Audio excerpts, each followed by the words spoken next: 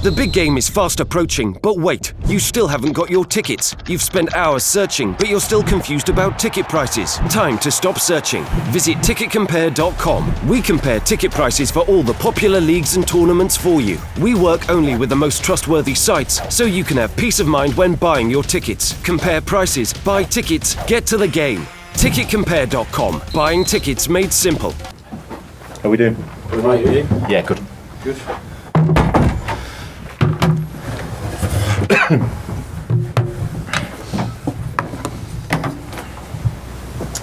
ahead. David, first of all, a lot was said about body language on Sunday and the manner of the defeat and how it affected your body language on the touchline. So, with regard to footballing matters, how are you feeling today? I'm fine. I'm hurting. As a proud Everton man, I'm hurting. And I think I have to tell the Everton fans how much it hurts me, just as much as it hurts them.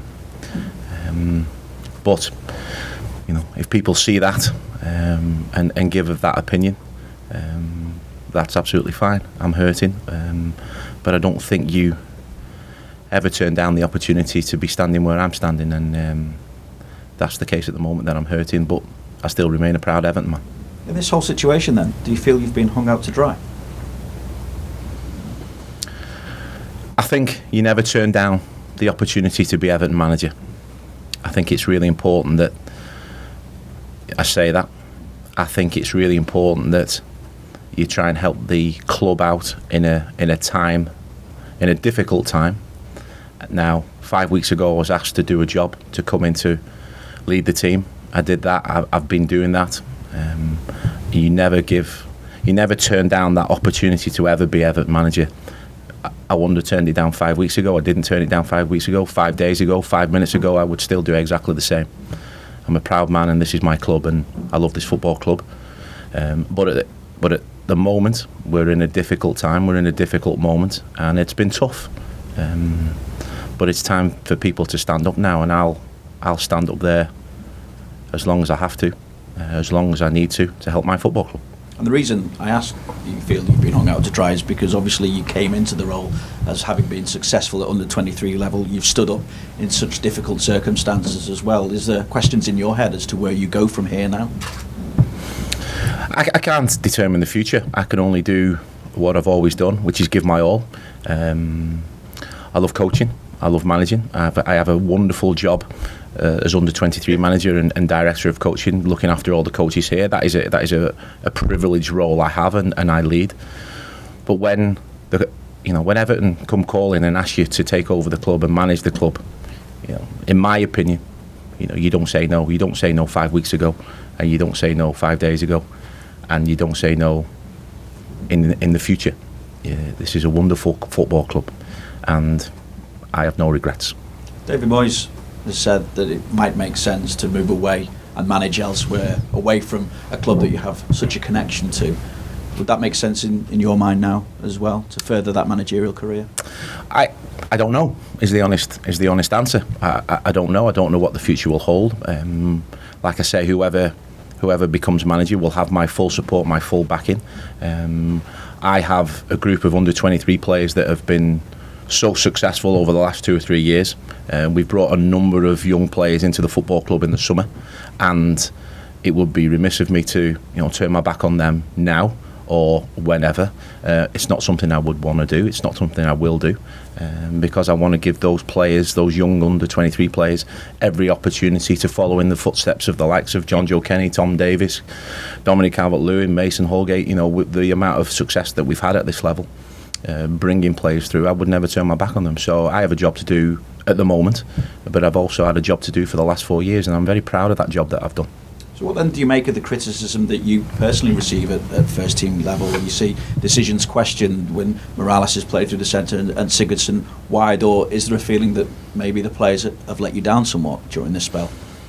I think when you lose games, you're open to any criticism. I think when you win games, as long as you're winning, that's okay.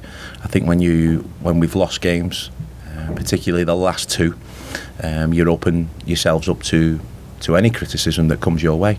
We have been honest in every training session and in our preparation to pick what we feel and we felt has been the right team for the right opposition. I stand by that without a shadow of a doubt. We felt Kevin could give us an extra threat of pace up front in a game. It's a position he's desperate to play in. Gylfi gives us incredible work rate and he's so clever coming into those pockets. He actually gets his goal from that at the weekend. Kevin had a couple of early opportunities. So, in spells, what we've tried to do has worked. But what the problem has been is that we haven't sustained, those good periods for long enough in games. We've conceded and then we've fallen apart, and that's the disappointing thing. But I think you're always open to any criticism, any manager, if you lose games. So how does a new manager get any more out of this group of players? Well, we don't know. We don't know whether they will. We don't know what the future brings. All we want to do is support whoever comes in, give them the full backing, give them the backing of the backroom staff, the fans, give them time. Time is very much needed for whoever gets the managerial job to impose their ideas, their values on a team at the moment that's underperforming.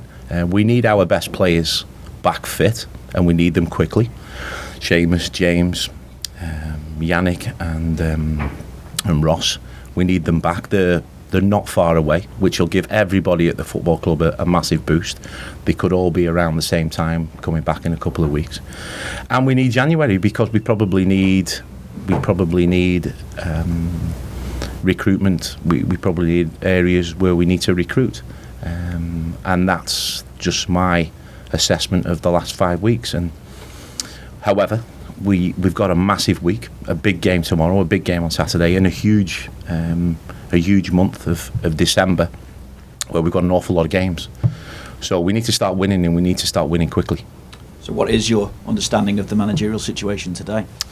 As we sit here now, I believe the board are talking to a few people.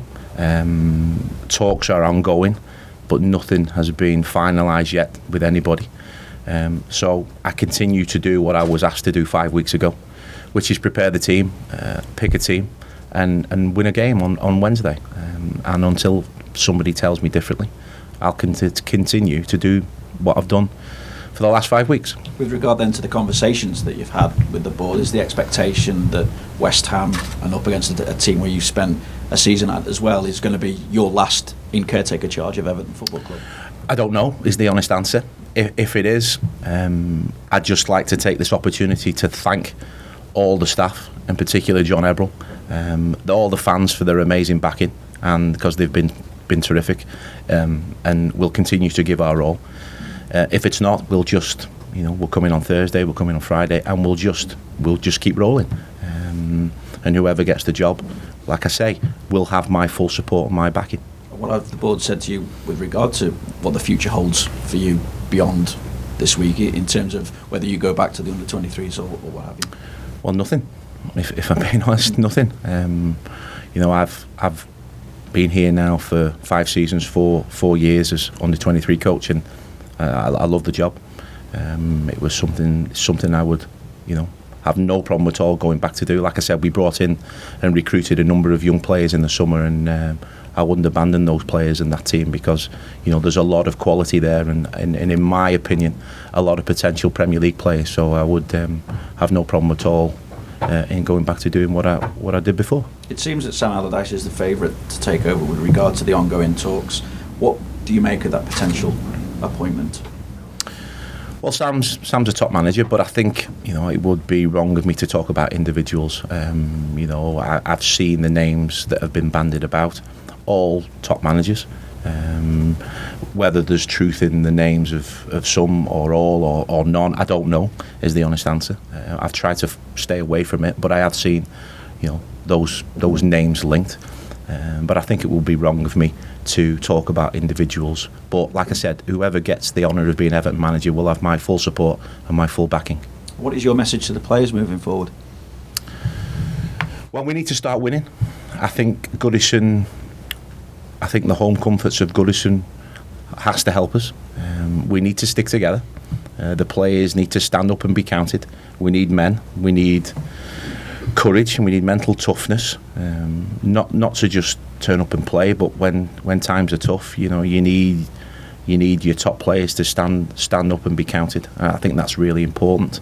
Those players who haven't got the bottle to take on the fight need to be honest enough and come forward and state that they're not up for it. And we need to get players in that are up for it. If that is within the current squad, great. If it's not, well then in January we might need to recruit players, proven Premier League players, who are up for the fight. Is it a squad that needs balancing? Yeah, I think it does. I think it needs a little bit of recruitment. I think when we get the players back that are injured, the top players back that are injured, I think that will help in balancing the squad. But I think we need proven Premier League players who know the demands of this great league. With regard to this game against West Ham then, and obviously David Moyes coming back to Goodison Park, the respective positions of the two clubs, just how vital a one-off game is this to Everton's season? Yeah, it's a must-win game, Vinny. It's a must-win game. We need to win a game now. I'm sure every Everton fan who will be there on tomorrow night, won't care how we play. If we play and perform well, great. If we underperform but win, that's the most important thing, is that we win a game of football tomorrow night. Of course, David Moyes' first time in a dugout at Goodison Park, and you scored. Yeah, well, that's a nice bit of positivity there, Vinny. That's great. Yeah, that was a great day. I remember David's first session when he came in on the Friday. Great session, and he got the perfect start, didn't he? And we won the next game after that. So it'd be great to see David, great to see Alan Irvine as well. Two guys who I have huge respect for, really good football men, and both did a wonderful job here. David, someone you still speak to? Or occasionally, occasionally. I've spoken to Alan obviously more frequently because he's been in with the academy over a period of time. So total respect. Loved the coaching, loved their approach when David was manager. He's had a tough time recently, but he's at a really good football club now. I know the club really well, and he's got great fans there. So I wish him well, but obviously not tomorrow night. Just check on the injuries, Baines and Keane after the weekend. Yeah, Leighton looks like he's going to be out. Michael will probably reassess this afternoon, but both are probably doubtful for tomorrow night. Yeah. Holgate. Mason trained yesterday, which is great, but we've got a session tonight. We wanted to just give the players as much rest as they could, so we've put training back to tonight, so we can assess everybody with more quality this afternoon. So we'll see on Mason this afternoon. That training session not to accommodate a new manager coming in to just have a look at things? No, not that I know of, because I put the training session back. So no, it was to give everybody the opportunity to just come back together this afternoon and not to make any rash decisions and give the injuries the chance to give them the time and the opportunity to try and be available for tomorrow. So no, it's something that we've done previously, over the last few years. Just a couple, if I may, David. I mean, you said that you've tried your best, but it's not like you're just some kid who's just walked in. You won Premier League 2 titles with the under-23s as well. Do you feel damaged by this? Do you feel like you've learned something that you can take you forward by this? How are you feeling? I think you always learn. I think I've learned, no coaching course can ever teach you what I've probably learned in the last 5 weeks. It's been really intense. It's been a fantastic learning curve for me. At the same time, like you said, this is not the first time that I've done it. I think you learn a lot more about your players in times where you're struggling. You see the characters, you see the strengths, you see the weaknesses, you see, those who are capable of playing under intense pressure. Goodison and playing for Everton is, when you play for Everton, you're not just playing for any football club. It's a really intense football club with great demands from our great fans, and top players have struggled to play under that pressure and were underperforming. So it takes a real strength of character in these times to stand up and be counted. Now I'm sitting here and I'm one of those who's standing up and ready for the fight, and I want my players to if this is the last game, I want my players to stand up and be counted and fight as well. I won't shirk that responsibility. Have I learned something about myself? Absolutely. I've learned so many things, not about just myself, but the staff, and coming together as a group of players in tough circumstances. But I think it would be wrong for me to reflect on that right now whilst you're in the middle of it. I think that will come afterwards. But it's been a great privilege. I have to say, it's been a great privilege to stand as Everton manager, and I wouldn't ever shirk my responsibility, be it for 5 weeks, 5 years, or 5 minutes. But we need tough players, but not tough players as in physically. We need mentally tough players now, because we find ourselves in a difficult moment. And just one finally, if I may, rather than looking back, then looking forwards, if it is to be your last match, historically it feels like there's somebody at the top of the football club that would love someone of an Everton ilk like yourself to be one day maybe manager. So if it's not now, can you still see that path ahead to maybe one day sitting there again and Ian Vinny asking you daft questions? Like I said earlier, I don't think you ever turn down the opportunity of being Everton manager. Just like a young player who gets a debut, at 16 or 17 or whenever they get the privilege, you never turn it down, because it means so much. So just like any young player would never turn down an Everton debut, I sit here and I'm telling you now, I would never turn down the opportunities to be Everton manager. What will happen to me in my future in terms of managing, I don't know. I don't know. I'm just very proud that I do my job the best of my abilities, and I've learned so much. I've learned so much about myself, that I hope that I can be a better coach and manager in the future.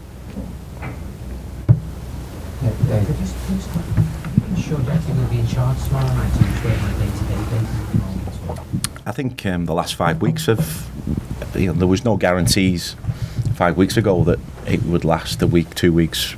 So as far as I'm aware, I will be in charge tomorrow night, unless somebody tells me this afternoon differently, or tomorrow. But I'm focused on the session tonight, and I'm focused on the game. We're going to do our preparation as we normally would do. It's already underway, and I know the team. I've already picked the team in my own mind. So if somebody does come in this afternoon, I will shake them by the hand. If they ask for my thoughts, I'll give them honestly. But at the moment, I'm just preparing as best as I can. It's that uncertainty that's contributing to it's not uncertain to me, because I'm fully focused on the job. I'm fully focused on the session, and that's really clear. And I make that very, very clear to the players. I can only control what I can control, and until somebody tells me differently, that's the way it will be. David, you used the word bottle before about the players, and if some of your players don't have that bottle, they should step forward and sort of, basically admit it. Is that something you're observing then, that not all your players are displaying the bottle needed for the fight you're in? I think when you're in a tough moment, I think in this day and age, mentality of players isn't what it used to be, and I think sometimes players will take the easy way out and shirk that responsibility. What I'm asking for the players to do is to stand up and take responsibility to perform. Now, we've had numerous sessions on the training ground where I've come off the pitch with the staff and been really impressed. But anybody who's been in football or managed or coached, you don't want training ground players. You want players who you can rely on when that ball rolls at kick-off. So I want players to stand up, take responsibility for our great club, and we have to do that quickly. You've touched on it and spoke about you having strength of character. How much of an emotional toll has the past 5 weeks taken on you personally? Well, I'm hurting. I'm hurting. I don't ever want to see Everton lose a single game. I don't ever want to see Everton at any level. Right from the kids all the way up to the first team to see them concede a goal. So I'm a very proud man, and when you're giving your all and you're not getting the results that you want, it hurts. So look, I've been in the game long enough. I take my responsibility without a shadow of a doubt, and I will take. If I have to take all the responsibility, that's absolutely fine. But I just want the players to just stand up and, you know, puff the chest out and just say, "Come on, then, I'm ready for a fight." Because I'll stand with them. If they give me that attitude, I'll stand tall with them. I'll stand side to side with them. And I think any manager would do that. I just want to see the players giving their all and performing for this great club. David, is there a quick fix to this? Whether it's you or whether a new manager coming in, can you see results turning around quickly, or do you think this is a bit more severe than people anticipated? I don't think there's a quick fix in football. I don't think there is a secret ingredient where somebody just comes in and all of a sudden you start winning again. I think the fundamental problems have been on the pitch in performance. I think we need our best players fit quickly. I think we need some proven Premiership recruitment in January, quickly, in early January. And I think we need to win a couple of games and get confidence flying again. When confidence is low, it takes a bit of time to build that back up. I don't think there's a quick fix. No, I don't. I think whoever gets the job needs time, patience, support, and backing, and they'll get all of that from me. Okay, guys. Okay. Thank you. Thank you.